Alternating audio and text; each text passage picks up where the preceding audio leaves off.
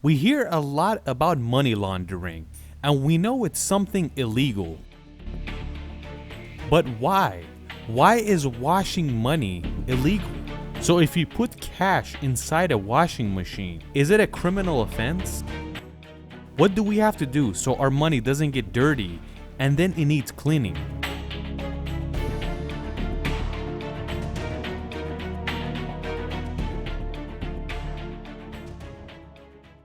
Do you know this guy? If you've seen the video we made about him, you'll know him. He's arguably the most famous gangster / mafia boss in the world. He was one of the first money launderers in history, and we'll get to how he actually did this. The group that Al Capone created was one of the first organized crime groups in America. As you know, the original mafias were from Italy, and more specifically, they were from Naples and Sicily. And they immigrated to the United States. They were mostly criminals in Italy, and then they moved to continue that lifestyle. Al Capone was from one of these families, but second generation, because he was born in the US, not Italy. But we're not here to talk about the mafia, we just want to figure out what money laundering is. During a time when it was prohibition and you couldn't have alcoholic drinks or gamble, Al Capone was taking care of all that. Bootlegging alcohol and underground casinos made Al Capone so much money that he had more money than huge corporations. He would make about $100 million a year. But if you count it in today's dollars, that's about $1.5 billion. But this is very illegal money, and it's called dirty money. Al Capone had so much power that each restaurant that would sell alcohol under the table and they refused to buy his alcohol, Al Capone would set their restaurant on fire, no questions asked. $1.5 billion is not a small amount of money. If you want to move this much cash, governments, agencies, they're all gonna notice it. But the interesting part is, after years of this, they wouldn't know where he's getting the money and where the money is going. They knew he was involved in organized crime and he's making a lot of cash, but they didn't have any proof, and his money would not go into his account, so they didn't know what's going on.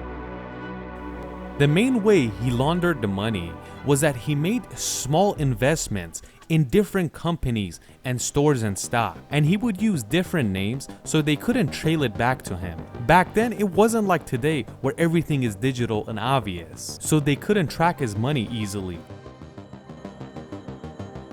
One of the places Al Capone invested in was different laundromats, places that are cash only and people take their clothes to wash. And the name money laundering came from doing this.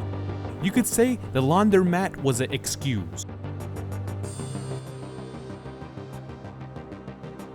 In the end of the year, when they wanted to file their taxes, let's say they made about $10,000 that year, but he would lie and say, I made $100,000 that year.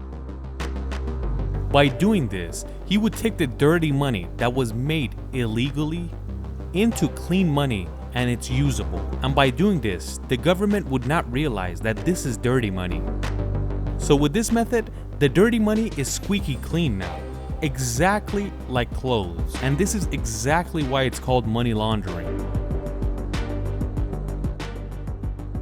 You can't say Al Capone was the first person to do money laundering. Since the day money was invented, something fishy like this has always been going on.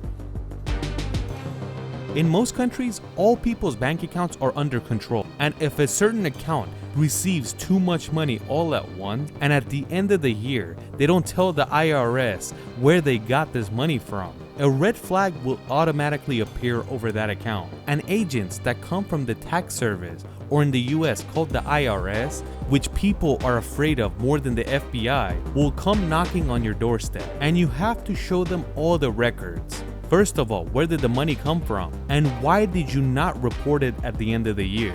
A huge fine, locking down your bank account, and prison are a possibility. Just like we said, money laundering is old as money, and basically if you make amount of money and don't report it, that's a sort of money laundering.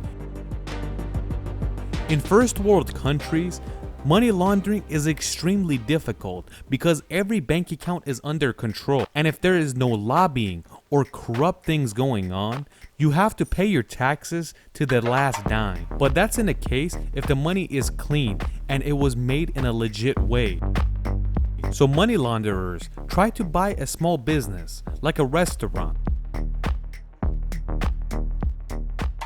They don't care if the place is making money or not, but they usually show the revenue this restaurant is making way more than it is. And with this method, at the end of the year, when they file their taxes, they say, I made this much money rather than this. And the amount of money that used to be dirty money is now clean. And now you can spend it with ease. There is another form of money laundering, and it's called layering. Layering is what Al Capone did. You make small investments in different companies. Another way is they buy expensive cars, expensive paintings that are worth millions of dollars, or giant mansions. So how do they launder the money like that? They don't technically buy these expensive things, or they don't pay cash. Since they have a high income, they easily get a loan for it, and they own these things now and slowly make payments for them. Let's say they buy a painting for $10 million, pay it off in about 10 years with dirty money, and since they paid little by little, nobody notices that this is dirty money paying for this thing. And after 10 years, they have an extremely expensive painting that's paid for, and it's clean money. Back in the day, they would have offshore accounts, like a Swiss bank, and there was billions of dollars worth of dirty money there. But the IRS put a lot of pressure on the Swiss bank to give them a report of the American account holder, and they wanted to see who has how much money. One of the most powerful agencies in the US is the IRS, and whatever they need, they kind of have access to it. Al Capone did a lot of crimes throughout the years, but nobody could catch him. But eventually, the IRS got him for tax evasion, and they threw him in prison just for that.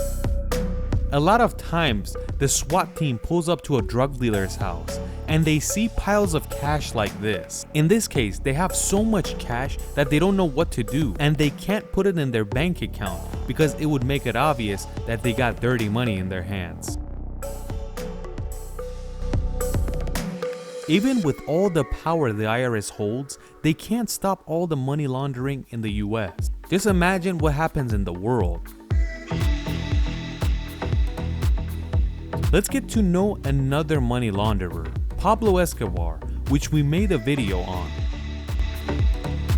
This guy was known as the king of cocaine, and he pretty much had all the Colombian politicians on his payroll, but he was still forced to money launder.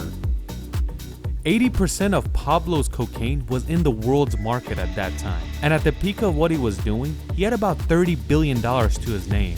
Do you know how big $30 billion is in cash? This is 10 pallets worth of $100 bills, and that's only $1 billion. So $30 billion, it's 300 pallets. He had so much cash that he would bury it in most areas. They had no room, and the ground was the only option. They say billions of dollars was just eaten by rats alone. I hope I was able to teach you guys a little about money laundering. Please let us know what you think.